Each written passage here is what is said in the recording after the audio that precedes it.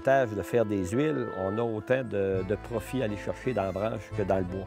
Okay. C'est pour ça que c'est important on récupère la branche pour faire des huiles essentielles. C'est d'intéresser les gens à voir qu'il y avait un revenu dans les branches autant qu'il pouvait avoir dans le bois. Et au niveau des essences qu'on utilise, c'est surtout le sapin, mais on prend aussi un peu d'épithète noire puis de pin blanc. À l'automne, on peut avoir du pain blanc aussi. Mais l'important, c'est qu'il ne faut pas mêler les branches. Il ne faut pas mêler l'épithète avec du sapin, c'est pas la même huile.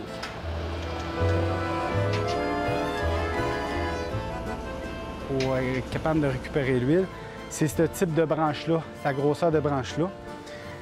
Sa branche-là, en fait, on les met de côté pour justement être capable de remplir plus notre cuve, puis être capable de récupérer le plus possible d'espace pour empêcher de faire des cheminées. Là, on a rempli la cuve, puis là, elle est en processus de se faire réchauffer. On l'a rempli jusqu'à déborder.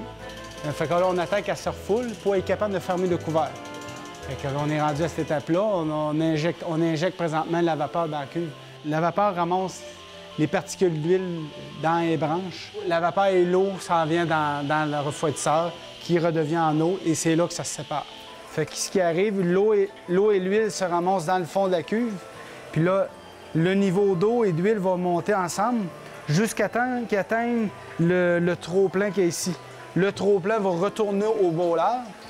Puis l'huile, au lieu de s'épaisser, il va baisser.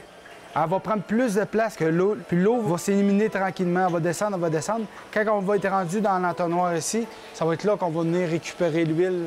En étant plus légère, l'huile se ramasse sur le dessus et l'eau s'en va par en dessous. Ensuite, on prend des cruches qu'on remplit ici. On fait vider le décanteur, puis on ramasse l'huile. Ensuite, on prend nos cruches, puis on les transvide dans des barils. Puis ensuite, qu'on vend à des acheteurs d'huile.